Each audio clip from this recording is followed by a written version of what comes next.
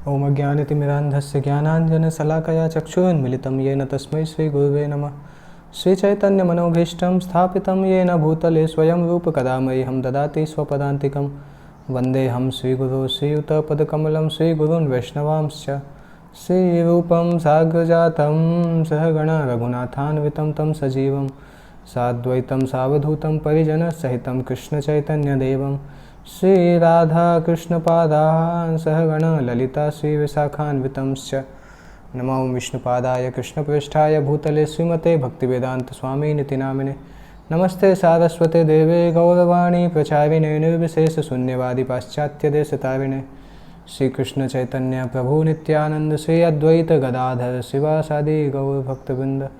हरे कृष्ण कृष्ण कृष्ण हरे हरे, हरे राम राम राम हरे हरे।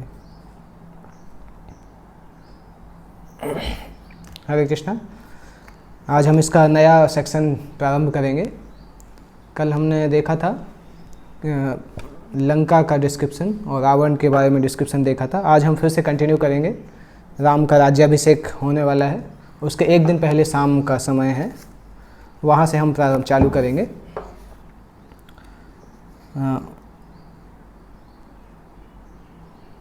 वाल्मीकि मुनि डिस्क्राइब करते हैं कि जिस दिन दशरथ ने ये डिसीजन लिया राम को राज्याभिषेक करने के लिए, उस दिन शाम के समय, शाम या लेट इवनिंग, रात का समय होने लगा था। उस समय विल ऑफ प्रोविडेंस मतलब विधाता के नियम से मंथरा महल की छत पे जाती है, कैकई के महल की छत पे जाती है। कैकई का महल अयोध्या का वन ऑफ द बेस्ट महल था, क्योंकि वो राजा की सबसे प्रिय रानी थी और उस महल से पूरा अयोध्या दिखाई देता था। तो मंथरा वहाँ पे जाके महल के छत पे गई और पूरे शहर को देख रही थी। पहले केवल देख रही थी, परंतु धीरे धीरे वो बहुत ध्यान से देखने लगी, जूम इन करके देखने लगी। कुछ अलग था, हर दिन के जैसा नहीं था, क्योंकि पूरा शहर सजाया जा रहा था। शहर में इतने सारे लोग बाहर से आ रहे थे और सभी लोग हंस रहे थे। शहर में बहुत सारे फंक्शन मनाए जा रहे थे। तो जब मंथरा इस तरह से देख रही हैं कि इतना बड़ा सेलिब्रेशन कैसे अयोध्या में हो रहा है, उनको पता भी नहीं है, इस तरह से मंथरा सोच रही थी। उनको याद आया कि इतना बड़ा सेलिब्रेशन तो तभी हुआ था जब 25 साल पहले सभी चारों बच्चों का जन्म हुआ था, तब ये सेलिब्रेशन हुआ था। उसके बाद अभी इतना बड़ा सेलिब्रेशन कैसे हो रहा है। और हर जगह देख रही थी कि पूरे अयोध्या में हर जगह लाइट थी, लैंटर्न लगी हुई थी और सारे के सारे लोग एकदम खुश थे और हर जगह सेंटेड फूल बिछे हुए थे, सेंटेड जूसेस थे हर जगह पे और पूरा शहर सजा हुआ था। और उन्होंने देखा कि उस दिन राम का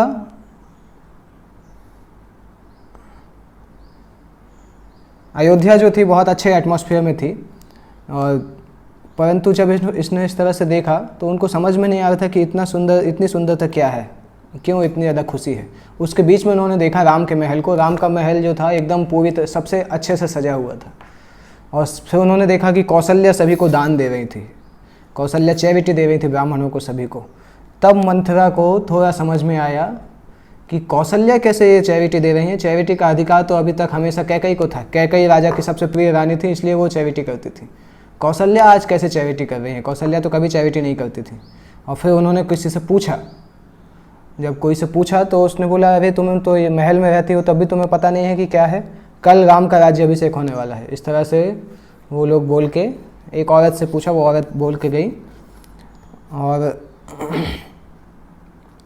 तब उनको लगा कि अभी इतनी रात हो गई है परंतु लोग सो नहीं रहे, सभी लोग एकदम खुश हैं। इतना ज़्यादा क्यों सेलिब्रेशन हो रहा है? रात के समय भी इतने सारे लोग क्यों यहाँ पे आ रहे हैं?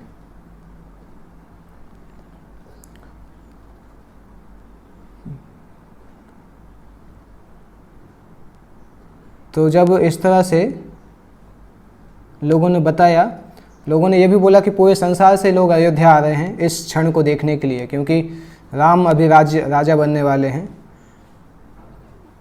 तो अयोध्या इसमें बताया जा रहा है कि मंथरा की आंखें बहुत वीक थीं और वीक लाइट के सामने तेज रोशनी जला दो तो लाइट आंखें जो हैं वो झुकने लगती हैं, बंद होने लगती हैं। तो जैसे ही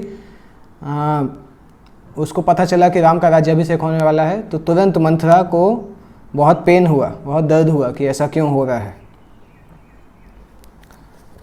और उस समय फिर उसने देखा ये कि कौशल्या को देखा कि कौशल्या किस प्रकार से दान दे रही हैं और कितना स्माइल है उनके चेहरे पे। मंथरा ने इसके पहले कौशल्या को नहीं देखा था क्योंकि कैकई हमेशा दान देती थी और राजा के सारे खजाने की अधिकार कैकई के पास था, कौशल्या के पास नहीं था। कौशल्या उस समय तक नेग्लेक्टेड वाइफ थी, राजा उनको जितना बहुत ज़्यादा ध्यान नहीं देते थे, कैकई के पास ज़्यादा समय रहते थे। परंतु अभी उनको समझ में आया, मंथरा को दिमाग में आ रहा था कि अभी कैसे कौशल्या की चाल मुझे समझ में आई, कौशल्या अपने बेटे को राजा बना के खुद राजमाता बन जाएंगी और कैकई का भविष्य खराब हो जाएगा। तो वाल्मीकि मंथरा की उस रात में जब छत पे जाने की जो इच्छा होती है, मंथरा छत पे जाते हैं, उसको वाल्मीकि यद्रक्षया बोलते हैं। यद्रक्षया के दो मीनिंग हैं, एक तो होता है बाई एक्सीडेंट, दूसरा मीनिंग होता है यत इच्छया, भगवान की इच्छा से भी इस तरह से डिसीजन हुआ। क्योंकि मंथरा ने वहाँ जाके देखा, हो सकता है एक्सीडेंट से मंथरा वहाँ पे गई हो, बाई चांस वहाँ पे चली गई, परंतु वहाँ से आने के बाद उसने जो किया वो एक्सीडेंट नहीं है, फिर उसने अपने मन से किया। और दूसरा हम ये भी समझते हैं कि जब देवताओं को लगा कि राम का राज्याभिषेक होने वाला है तो देवताओं ने सोचा कि नहीं, ये तो अच्छा नहीं है, क्योंकि राम अगर अयोध्या में विजयी हो जाएंगे तो रावण को कौन मारेंगे, सारे राक्षसों का वध कौन करेगा।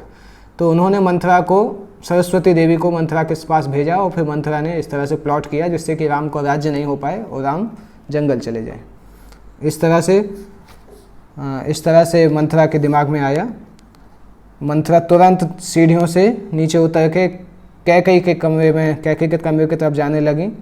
सीढ़ियों से उतरना हमेशा उसके लिए कठिन काम था, परंतु आज वो बहुत फास्ट जा रही थी क्योंकि उनको कैकई को बचाना था। और यहाँ पे दूसरा सीन है कि वशिष्ठ ने राम को बुलाया है कुछ गाइडेंस देने के लिए। वशिष्ठ के असिस्टेंट राम के महल की तरफ जा रहे हैं। तो राम के महल के चारों तरफ सभी जो लोग हैं एकदम एंथुजियास्टिक हैं, ऐसा लग रहा है कि समुद्र वहाँ पे है पूरा। जैसे ही उन्होंने समुद्र को देखा तुरंत उनको राम का महल एकदम सफ़ेद प्रकार के मार्बल से था, तो ऐसा लगा कि समुद्र के ऊपर राम का महल चंद्रमा के समान है। और साथ साथ उस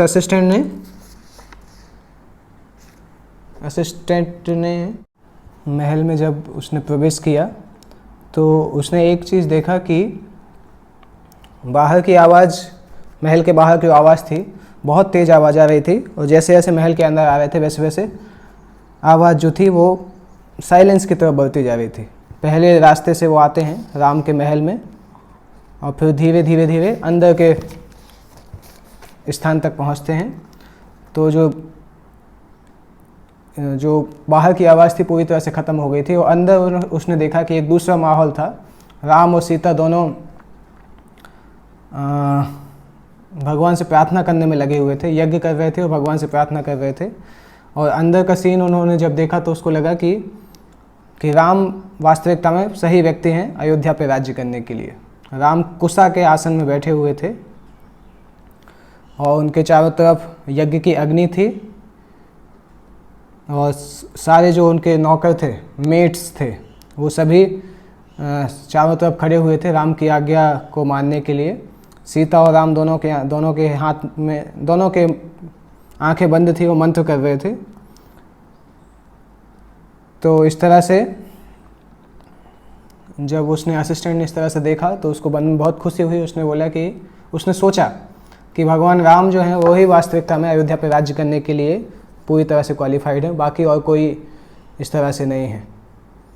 और वो कंपैरिजन कर रहा था, बाहर कितना ज़्यादा शोर था और अंदर कितनी शांति थी। बाहर फेस्टिवल के गाने गाए जा रहे थे और अंदर भक्ति की प्रार्थनाएं चल रही थी।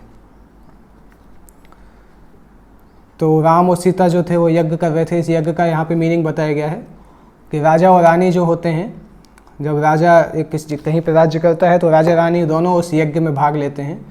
उस यज्ञ का मतलब होता है कि राजा और रानी की पर्सनल लाइफ जो है वो पर्सनल लाइफ नहीं रह जाती है।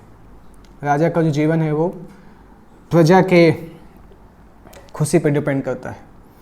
तो ये वो दोनों ये शपथ ले रहे थे कि आज के बाद से उन दोनों का जो जीवन है वो केवल उनके साथ में जो लोग हैं उनकी सेवा के लिए है, बाकी उनका जीवन और किसी चीज़ के लिए नहीं है।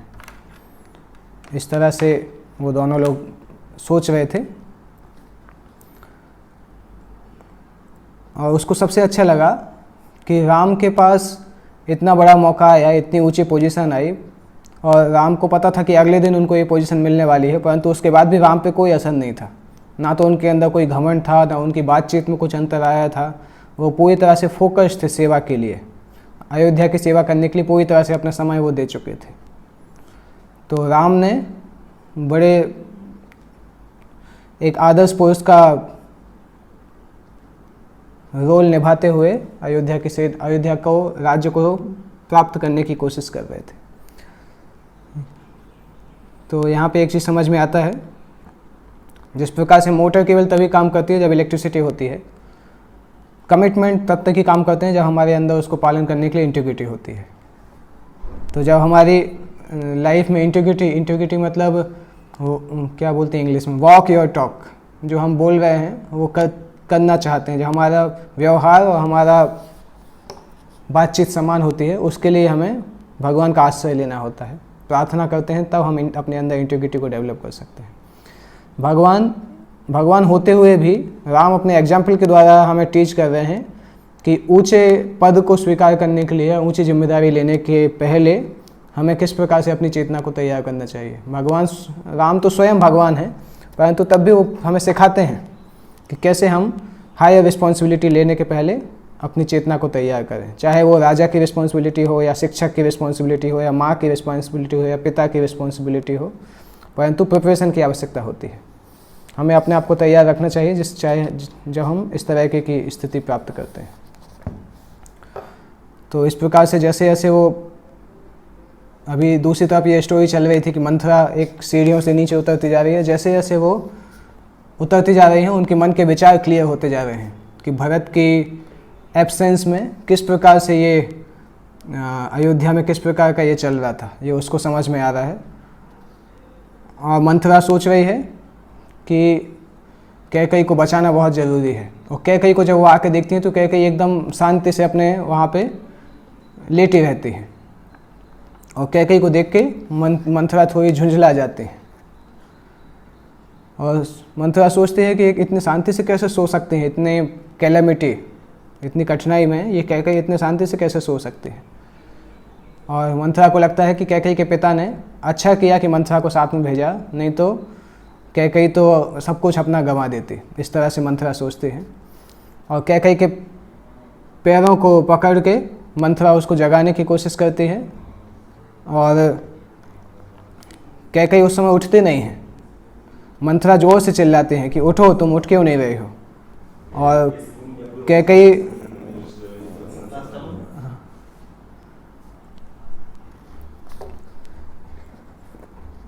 उस चंद्रमा के समान है जिसकी,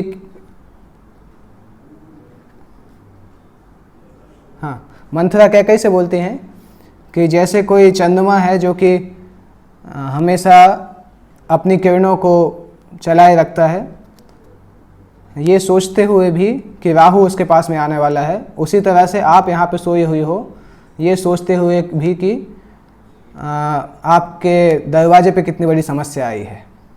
तो कैकेयी अपने बिस्तर से उठती हैं और बोलती हैं कि ऐसी औरत जिसके 4 बड़े बड़े पुत्र हों, उसको किसी डर से डरने की क्या आवश्यकता है। संसार में उसका कोई कुछ नहीं बिगाड़ सकता है, जिसके 4 इतने बड़े बड़े पुत्र हों, राम, भरत, लक्ष्मण और शत्रुघ्न। जब तक मेरे सामने चारों हैं तो मुझे डरने की क्या आवश्यकता है। इस प्रकार से कैकेयी आंसर करती हैं, और मंथरा ये सुन के और ज़्यादा गुस्सा करती है। मंथरा सोचती है कि कैकेयी को शायद, कैकेयी इतनी भोली है कि उसको कुछ दिमाग है ही नहीं, उसके अंदर कोई भी दिमाग नहीं है, जबकि उसको पता है कि उसका घर डूबने वाला है, परंतु तब भी कैकेयी शांति से सोई हुई है। इस तरह से मंथरा सोचती है, और मंथरा को कैकेयी को मंथरा इस तरह से बताते हैं कि दशरथ ने दशरथ हमेशा तुम्हें अपनी सबसे अच्छी रानी को मानते हैं, परंतु वास्तविकता में क्या है, दशरथ कौशल्या को ज़्यादा फेवर करते हैं। और आज इसका ये प्रूफ है कि दशरथ जो है वो राम को राजा बनाने वाले हैं। और कैकेयी को समझ में आया कि शायद मंथरा के दिमाग में कुछ डिस्टर्बेंस है, तो परंतु जब कैकेयी नहीं समझ रही थी तो मंथरा को और ज़्यादा गुस्सा आ रहा था समझने के लिए। मंथरा कैकेयी को कन्विंस करने की कोशिश कर रही थी कि दशरथ जो कौशल्या को फेवर कर रहे थे, उसका ये मतलब था कि दशरथ ने कैकेयी को धोखा दिया है, परंतु वास्तविकता में ये चीज़ नहीं है। दशरथ अभी भी कैकेयी को प्रेम करते थे, परंतु राम चूँकि बड़े थे इसलिए राम को दशरथ राजा बनाना चाहते थे। तो मंथरा बोलते हैं कि तुम एक जहरीले सांप को अपने साथ लेके घूम रही हो, उसको प्रेम कर रही हो, और वो जहरीले सांप कौन है, वो राम के समान है। और वो जहरीले सांप एक्चुअली सांप का बेटा जो है राम है, और दशरथ जो है वो सांप है।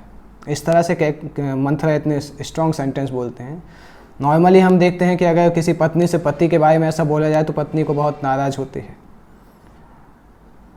परंतु यहाँ पे भगवान की इच्छा थी या क्या कारण था कि कैकेयी ने इस चीज़ को सुना और मंथरा को डांटा भी नहीं। मंथरा उसके आगे भी बोलती जा रही थी कि तुम हमेशा ये सोचती थी कि तुम्हारा अपने पति के ऊपर पूरी तरह से कंट्रोल है, परंतु तुम गलत थी। अभी कौशल्या ने दशरथ को कंट्रोल कर लिया है। दशरथ केवल तुमसे अच्छे शब्द बोलता है, परंतु जब समय आता है काम करने का तो कौशल्या उसकी सबसे अच्छी रानी है।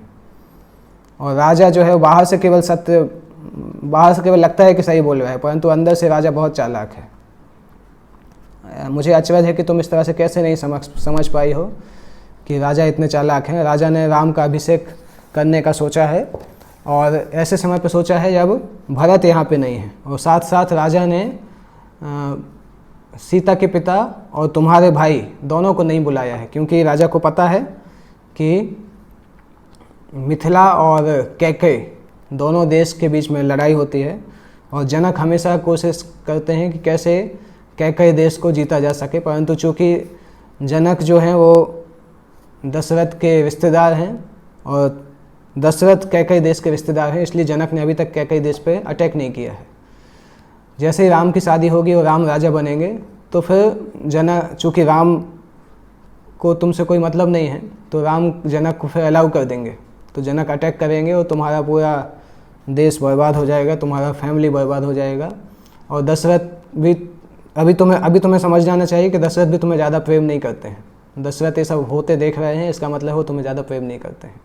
और उन्होंने अब भरत को बुलाया नहीं, कभी भी सामने नहीं बुलाया, और भरत की अनुपस्थिति में वो करा रहे हैं। इस तरह से मंथरा पूरा प्लान बताती है, और मंथरा बताती है कि भरत एक्चुअली इतना ज़्यादा अच्छा है कि भरत के सामने राम के कोई गुण नहीं है। राम ने तो वैसे ताड़का को मार दिया, ताड़का एक औरत थी, उसको राम ने मार दिया, और इस तरह से राम ने इक्ष्वाकु वंश का नाम बर्बाद कर दिया। कैकेयी इस तरह से ये मंथरा इस तरह से बोल रही हैं।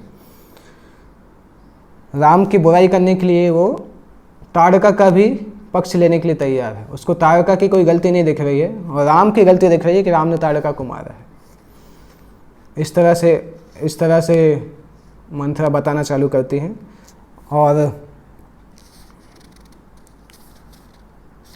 कैकेयी तब भी पूछती हैं कि तुम्हें ऐसा क्यों खराब लग रहा है कि राम राजा बनना चाह रहा है और मेरा बेटा राजा बनना नहीं चाह रहा है। राम तो खुद ही मेरा बेटा है। राम और भरत में मेरे लिए कोई अंतर नहीं है। मैं राम और भरत से ज़्यादा प्रेम करती हूँ। अभी मेरा मन जो है वो इतना ज़्यादा खुश है कि मैं पूरी खुशी से भरी हुई हूँ। और खुशी से कैकेयी जो है वो मंथरा को अपना कुछ आभूषण देने लगती है।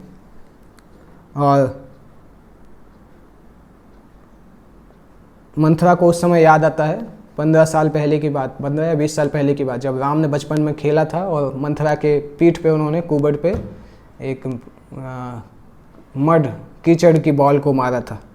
मंथरा को वो सीन याद आता है, और वो सीन के द्वारा मंथरा को आज राम से बहुत ज़्यादा बदले की इच्छा हो रही है।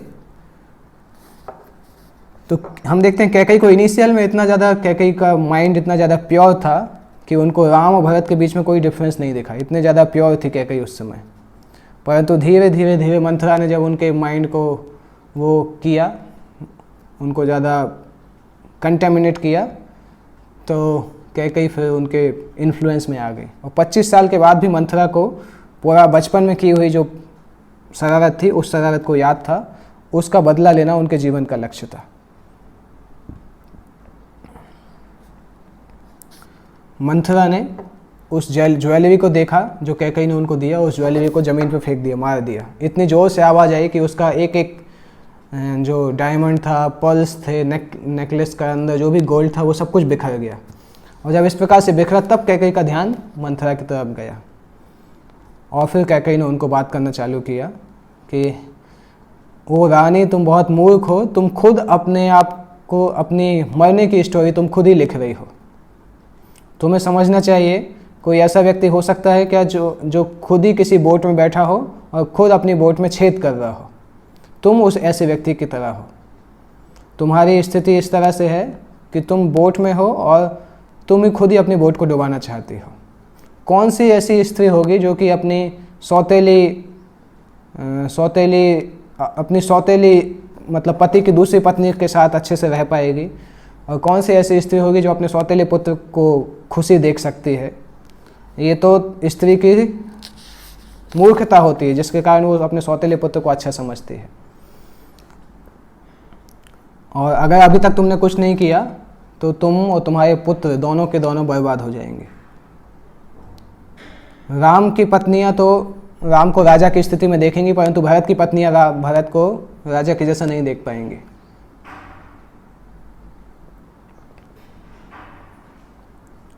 और इसके बाद जब कैकेयी बोलती हैं कि मंथरा तुम इतनी चिंता क्यों करती हो? मुझे पता है कि राम बहुत ही ग्लोरियस है, राम के अंदर बहुत अच्छे गुण हैं और राम को इस तरह से ट्रेन किया गया उसके सीनियर्स के द्वारा। राम हमेशा सत्य बोलता है, हमेशा स्वच्छ है, कभी अपने ब्रदर के साथ वो खराब नहीं करेगा, वो उनको अपने पिता के जैसा प्रोटेक्ट करेगा। और राम तो दशरथ का सबसे बड़ा पुत्र है, इसलिए इक्ष्वाकु वंश हमेशा इस नियम को पालन करता है कि बड़े पुत्र को राज्य दिया जाए। सूर्यवंश का ये नियम है।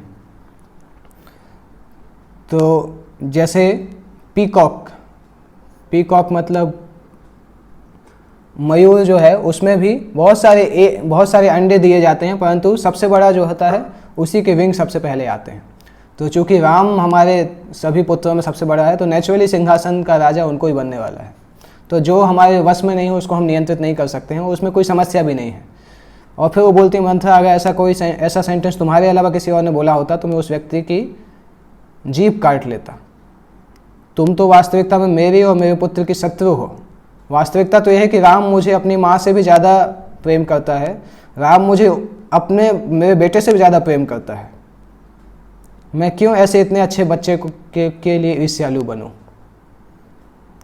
तो तब मंथरा बताती है सारी चीज़ कि दशरथ ने भरत को बाहर क्यों भेजा और राम को कोरोनेट क्यों करने वाले हैं। तुमने कभी सोचा क्या? ये केवल यही डर है क्योंकि दशरथ को ऐसा लगता है कि भरत ज़्यादा क्वालिफाइड है, राम उतना क्वालिफाइड नहीं है। इस तरह से कैकेयी से बातचीत हो रही है और मंथरा और उसके ज़्यादा कान भरते जा रहे हैं कि राज्य जो है वो हमेशा जीवन भर के लिए मिलता है। राम के राज्य के बाद राम के पुत्रों को राज्य मिलेगा, फिर उसके पुत्रों को राज्य मिलेगा। इस तरह से भरत का जो परिवार होगा वो हमेशा नौकर का परिवार होगा और राम का जो परिवार होगा वो मालिक का परिवार होगा। और तुम और भरत के डिसेंडेंट्स सभी राम के पैरों को चाटते रहेंगे। इस तरह से वो शब्द चूज कर रहे हैं कि राम के नौकर बन के रहेंगे तुम लोग, और तुम्हारे इस गलत काम से भरत का पूरा जीवन बर्बाद हो जाएगा। अभी क्या करना चाहिए कि भरत को हमें जंगल भेज देना चाहिए। भरत को यहाँ पे आके वैसे भी उसके लिए कुछ मिलने वाला नहीं है, तो उसको जंगल चले जाना चाहिए। इस तरह से मंथरा बोलना चालू करती है। तो यहाँ पे हम देख सकते हैं कि बहुत सारे ऐसे फैक्ट हैं जो कि मंथरा बता रही है जो कि सही नहीं है, परंतु मंथरा के दिमाग में ऑलरेडी राम से बदला लेने की इच्छा है, इसलिए वो सारे फैक्ट्स को कलेक्ट करके उसी दिशा में ले जा रही है। इससे पता चलता है कि अगर हमारे दिमाग में ऑलरेडी कोई कंक्लूजन, कोई चीज़ हमने सोच के रखा है और हमारे विचार कुछ है, तो फिर हम उस हिसाब से कुछ भी पढ़ेंगे, परंतु हमारा मन वही समझेगा क्योंकि ऑलरेडी हमने अपने मन में विचार बना के रखा है। तो कई बार हम चीज़ों को पढ़ते हैं परंतु हमारे मन में जो है उसी के आधार पर पढ़ते हैं, उसको सपोर्ट करने के लिए, वास्तविक चीज़ों को नहीं पढ़ते हैं। और साथ साथ मंथरा ये भी बोलती है कि राम और लक्ष्मण तो एक दूसरे के बहुत ज़्यादा क्लोज हैं, तो दोनों मिलके भरत का जीवन बर्बाद कर देंगे और दोनों डोमिनेट करेंगे और फिर तुम्हारा भरत जो है वो किसी लायक नहीं रह जाएगा। और फिर मंथरा बोलती है कि मंथरा पूरी तरह से डिटरमाइंड थी कैकई की चेतना को ख़त्म करने के लिए। वो बताती हैं कि मुझे सुनो कैकई, 3 कारण है जिससे तुम्हें मेरी एडवाइस सुननी चाहिए।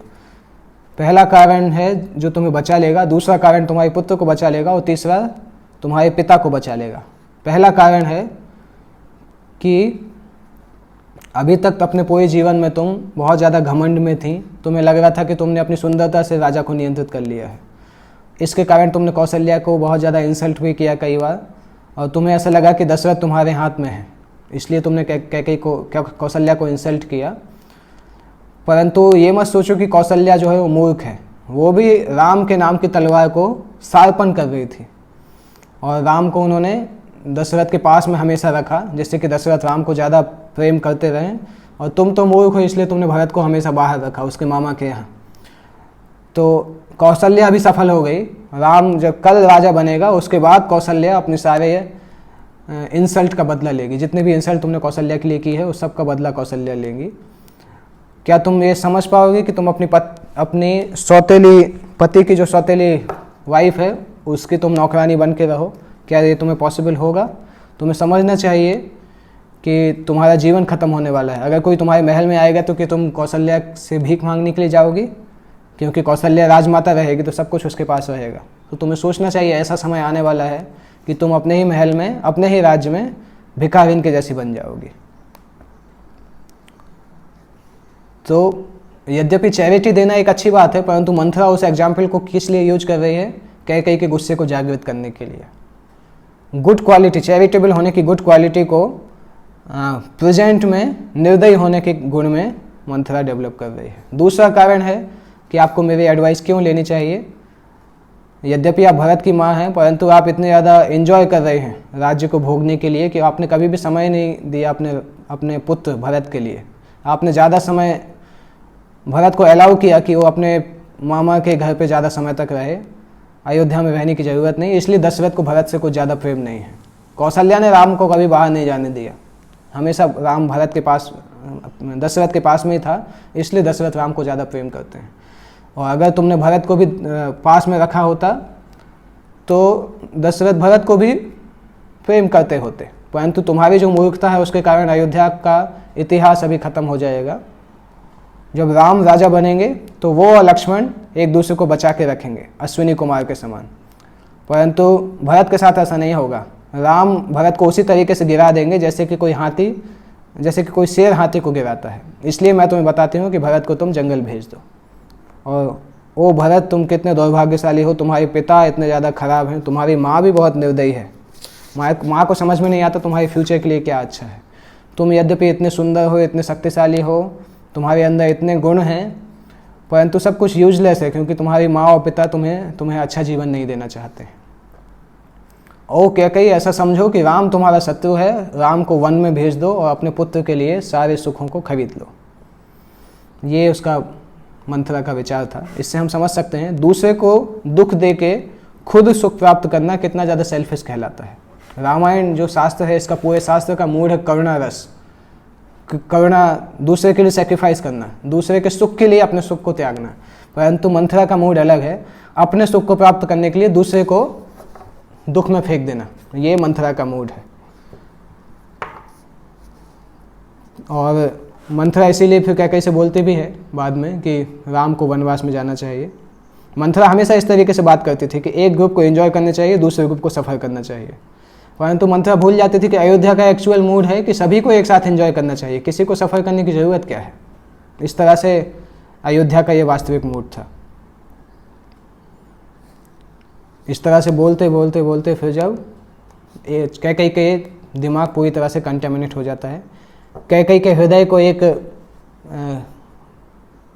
गर्मी में जो छोटा तालाब होता है उसमें कम पानी होता है उससे तुलना की गई है।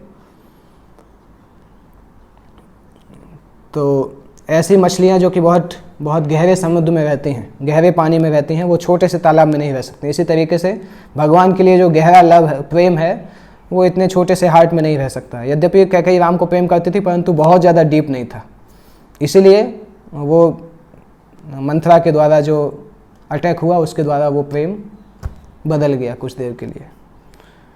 और साथ साथ ये भी समझ सकते हैं कि देवताओं की ऐसी इच्छा थी भगवान राम को वन में भेजने के लिए।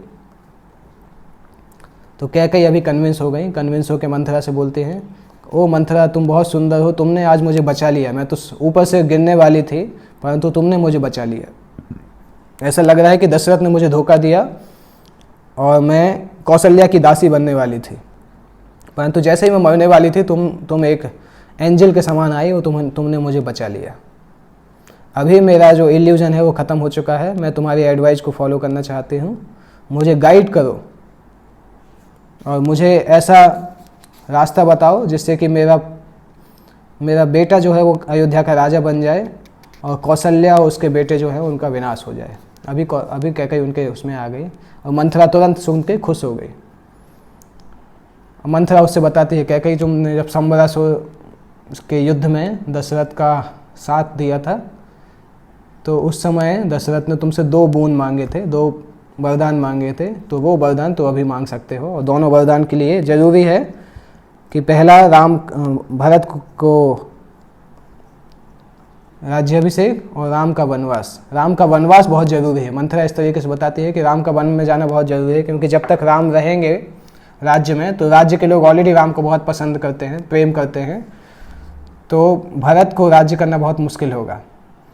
और राम को 14 साल के लिए वन में भेज देंगे, जिससे कि उस समय एक्चुअली एक नियम था मनु संहिता के आधार पे कि त्रेता युग में अगर कोई 14 साल तक कोई चीज़ का ओनर मास्टर रहता है तो वो चीज़ उसकी हो जाती है। तो इसलिए मंथरा ने सोचा कि 14 साल तक अगर राम वन में रहेंगे और भरत के पास राज्य रहेगा तो फिर भरत राज्य के मालिक बन जाएंगे, फिर राम को वापस लौटने के बाद भी राज्य नहीं मिलेगा। इस तरह से वो बताती है। और जब कैकेयी इस तरह से सुनते हैं तो फिर कैकेयी मंथरा की तारीफ़ करना चाहते हैं। और कैकेयी मंथरा बोलती है कि दशरथ को कन्विंस करने के लिए तुम्हें सबसे पहले दशरथ को वीक करना होगा, दशरथ के हृदय को वीक करना होगा। और उसके हृदय को वीक करने के लिए मैं तुम्हें बताती हूँ कि तुम्हें कोप भवन में चले जाना चाहिए और एकदम फ्लोर पे बिना कोई साज सजावट के लेटना चाहिए। और जब दशरथ वहाँ पे आए तो दशरथ की तरफ देखना भी मत, दशरथ कुछ भी बोले उसकी बात मत सुनना जब तक वो ये नहीं बोल दे कि वो तुम्हें ये 2 वरदान देने के लिए तैयार है। और जब वो 2 वरदान के लिए तैयार हो जाए तब उससे तुम ये मांग लेना, भरत के लिए राज्य और 14 साल का वनवास। और ये श्योर रखना कि तुम राम को जंगल में भेजो, जब वो जंगल जाएगा तभी तुम्हारी खुशियाँ तुम्हारे पास आएंगी, जब तक वो अयोध्या में रहेगा तब तक तुम्हारी खुशियाँ अयोध्या में नहीं आएंगी। इसलिए राम को वन में भेजना बहुत ज़रूरी है। इस तरीके से मंथरा बोलती है और कैकेयी सुन के खुश हो जाती है। कैकेयी मंथरा को प्रशंसा करना चालू करती है कि मंथरा तुम तो इतनी सुंदर हो। वास्तविकता में मंथरा की कोई सुंदरता नहीं थी। और कैकेयी ये भी बताती है कि जब तुम अपने कुबड़ वाली पीठ के साथ जब चलती हो तो इतनी सुंदर लगती हो, तुमसे ज़्यादा सुंदर कोई नहीं है। आज मैं तुम्हें इतना ज़्यादा सम्मान करूँगी, इतने ज़्यादा डायमंड्स, इतने सारे पर्ल्स दूंगी और जितनी भी दासियां हैं उन सभी दासियों को मैं तुम्हारे कंट्रोल में रखूँगी, सारी दासियां तुम्हारी हमेशा सेवा करेंगी। इस तरह से कैकेयी बताना चाहती हैं। जैसे ही भरत राज्य पे बैठेगा और राम जंगल जाएगा तुम्हें मैं सोने और चांदी की बरसात कर दूंगी। और मंथरा बहुत खुश हो जाती है ये सुन के। मंथरा को जब कैकेयी इस तरह से बताते हैं मंथरा भी हंसने लगती है और कैकेयी भी हंसने लगती है। सडनली मंथरा हंसते हंसते रुक जाती है और कैकेयी से बोलती है, जो भी करना है जल्दी करो, केवल कल सुबह तक का समय है, अगर कल सुबह का समय निकल गया तो तुम्हारा जीवन बर्बाद हो जाएगा। इस तरह से बोल के मंथरा जो है वो कैकेयी को सावधान करती है और फिर कैकेयी कोप भवन में चली जाती है। तो इसके आगे कल हम डिस्कस करेंगे। दशरथ और कैकेयी का जो संवाद होता है वो हम कल डिस्कस करेंगे। जगत गुरु श्रील प्रभुपाद की जय।